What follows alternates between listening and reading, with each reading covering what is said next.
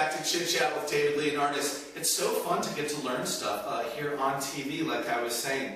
Now let me ask you this. So you were hanging out, you were working on your project there in Howard Finster's Paradise Garden. Did you ever see a ghost?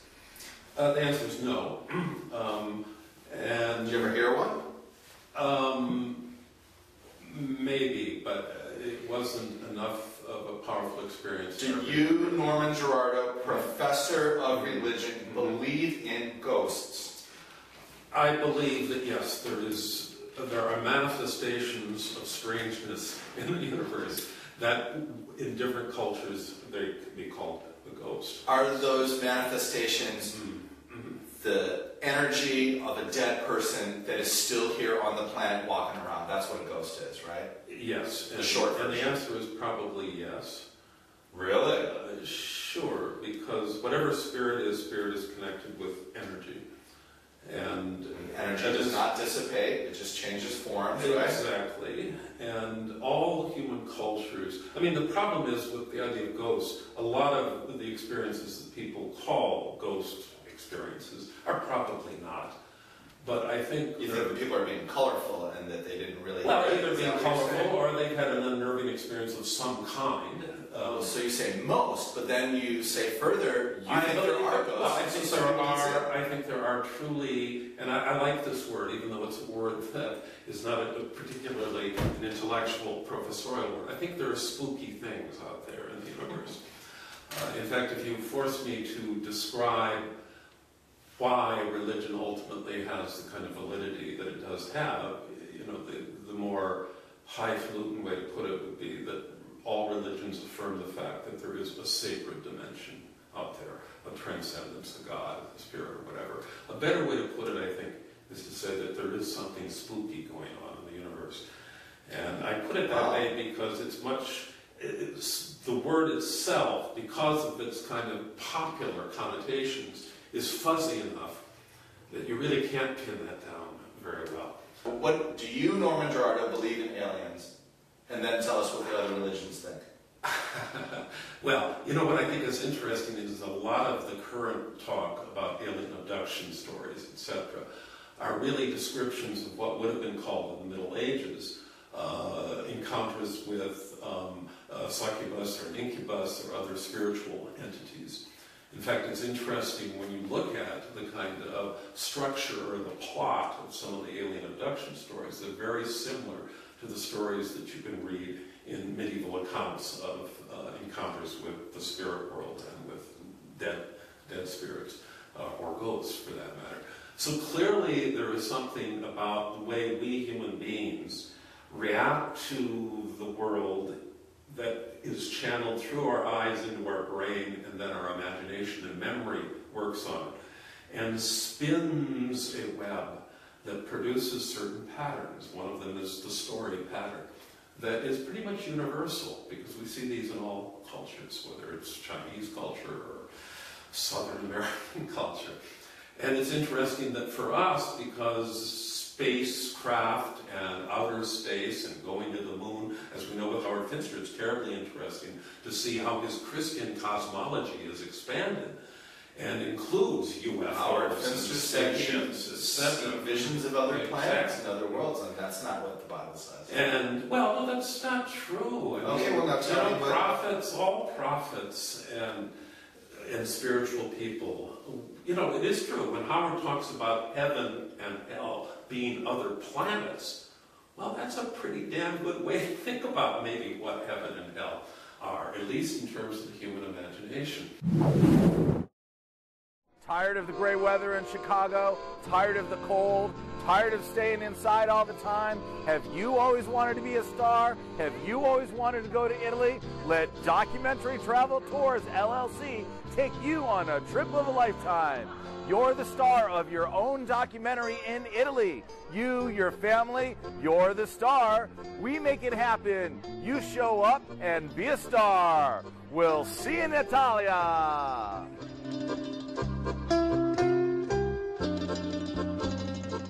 Come on out to the Howard Finster Vision House Museum. We're in Northwest Georgia, an hour and a half north of Atlanta, 45 miles south of Chattanooga. 644 miles away from the David Leonardis Gallery, Chicago.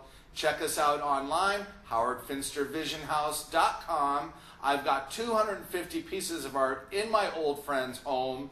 He had a vision from God to paint sacred art. There's quite likely a ghost there. It's a fantastic getaway. You can stay in our bed and breakfast. We'll see you in Northwest Georgia. Hello out there, David Leonardis here. I'd like to tell you about a great opportunity. David Leonardis Productions offers high-quality TV commercials at a very reasonable price. Our experienced professionals will work with you to put you at ease and make sure you get a commercial that you will love. What better way to advertise and promote your business than with a TV commercial? Forget about it! Call David Leonardis Productions today and put your business on the cutting edge.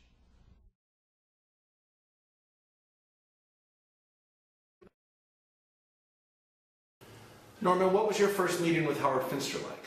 My first meeting with Howard Finster was very momentous for me. I had heard about him, and I decided that I would fly down and find out for myself what really was going on here in North Georgia. And this was the summer of 1985. And I flew down with my colleague, who was the head of the galleries at my university, and we borrowed my father's car, who lived in Atlanta, and we drove up here, and we arrived late at night, and we had no idea what to expect. This was when he was working in the studio, as it was called. And we knocked on the door, and we entered another world, quite literally.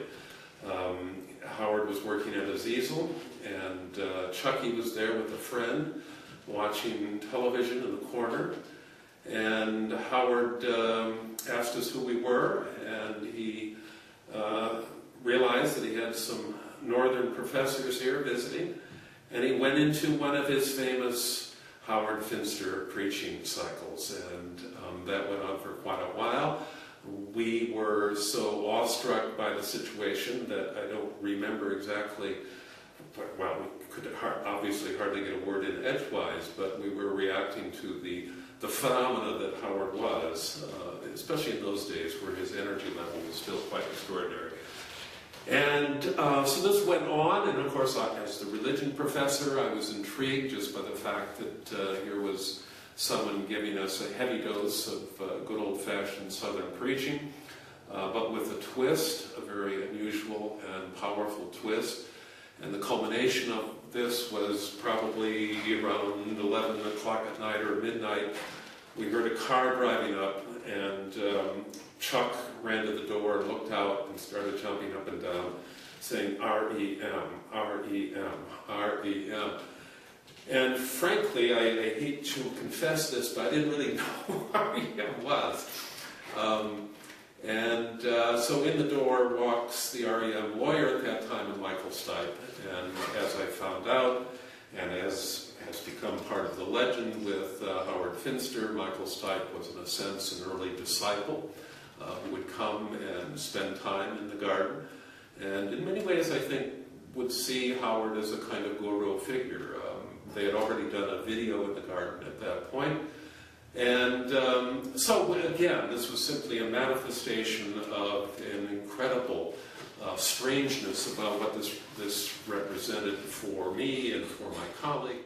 David Leonardis Pop-Up Gallery, 3222 North Clark Street. We're at Belmont and Clark, right next to the Alley stores. It's like an art explosion in here. There's 500 pieces of art. Art collectors are better, more well-rounded people. All the art looks better in your house. I can help you out with that. Check us out online, dlg-gallery.com. Give me a call for an appointment, 312-863-9045, and we'll see you on Clark Street.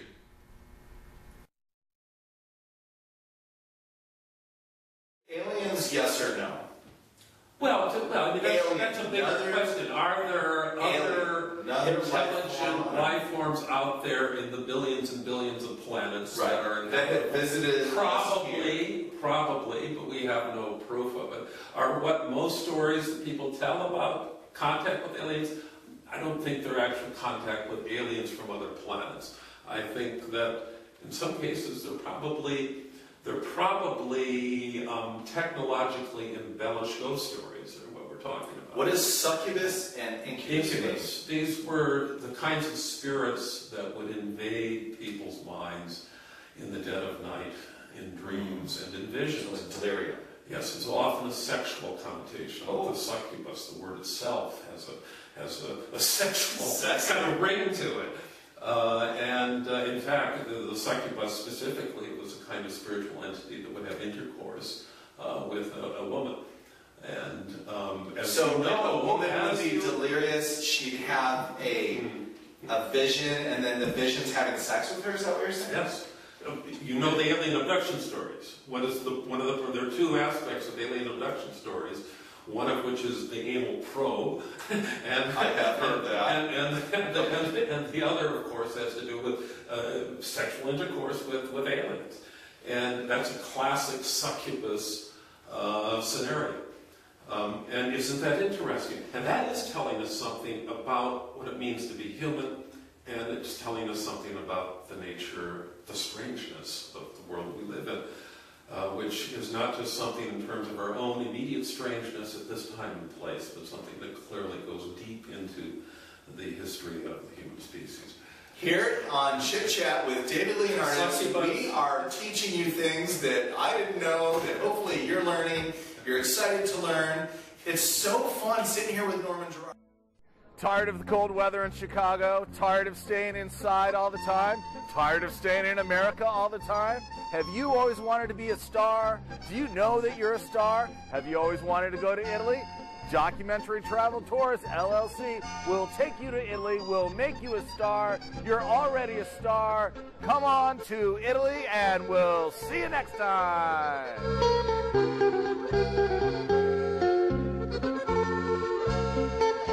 David Leonardis Pop-Up Gallery, 3222 North Clark Street. We're at Belmont and Clark, right next to the Alley stores. It's like an art explosion in here. There's 500 pieces of art. Art collectors are better, more well-rounded people. All the art looks better in your house. I can help you out with that. Check us out online, dlg-gallery.com. Give me a call for an appointment, 312-863-9045, and we'll see you on Clark Street.